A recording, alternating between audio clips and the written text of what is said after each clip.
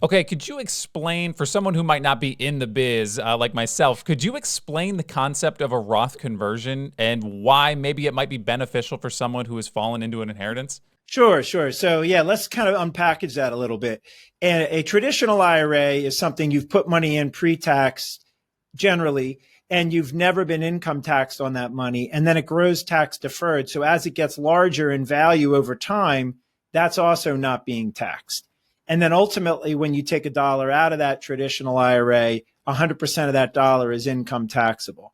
That's different from a Roth IRA. A Roth IRA, you've put money in after tax, and then all of the growth of that investment over the balance of the accumulation in the Roth IRA, that tax deferral, when it comes out income tax free. So you can really see a clear advantage. A younger person starting out in their lower income tax years, that's a good time to really be funding a Roth IRA. It seems to be a little counterintuitive for the person at the end of their working years or maybe in early retirement to start to convert back to a Roth if they have accumulated a lot into the traditional. And let's say your paycheck has ended.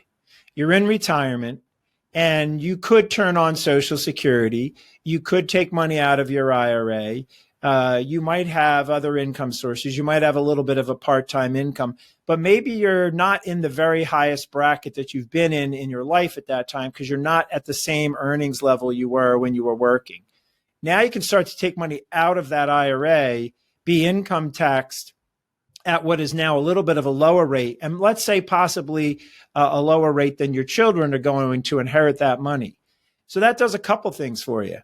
You could delay taking Social Security and use more of your IRA early on, and therefore you're going to have a smaller IRA, theoretically, by taking that money out.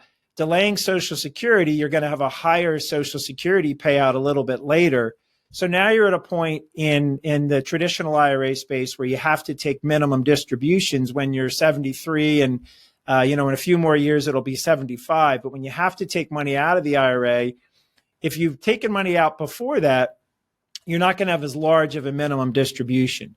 You put all of that together, and that's a lot to kind of just spit out in a sentence to you. But let's just bottom line it here is if you have less in the IRA later, you got to have a lower minimum distribution. If you delay Social Security, you're going to have more Social Security. So if you have less of an IRA minimum distribution later, more Social Security, you're going to have the ability to have less income tax on that account later on and throughout your retirement years. So that's really the advantage to the retiree and kind of putting that together. Now, your question was, how do you handle, what's a Roth conversion look like? So you can take money from the IRA, you can take it out, pay taxes on it, use that in spending in retirement. You can also then take that money and convert it to a Roth IRA. And what that means is you're taking money out of the traditional IRA, you're going to pay income taxes on it, and then you're going to put it into the Roth IRA. Or you could pay the income taxes from other money that you have and convert 100% of the 100% of the traditional money into the Roth. So what you've done is now you've created a Roth IRA, and let's say you're doing this after retirement, but before that, 73, 75 age of minimum distributions, you've now positioned that into a Roth IRA. Well, here's the difference. You no longer have minimum distributions. So you're not going to have forced distributions at 75 on top of, that higher Social Security amount if you've delayed it. You're not going to have minimum distributions. A lot of people I work with, they take their minimum from their IRA because they have to, not because they really, absolutely need the income. So now you're going to be able to leave that money in the retirement account and let it accumulate tax deferred. And now we get to the end of life. You haven't spent all of that money. And so you leave it to the next generation. And that goes back to your very first question.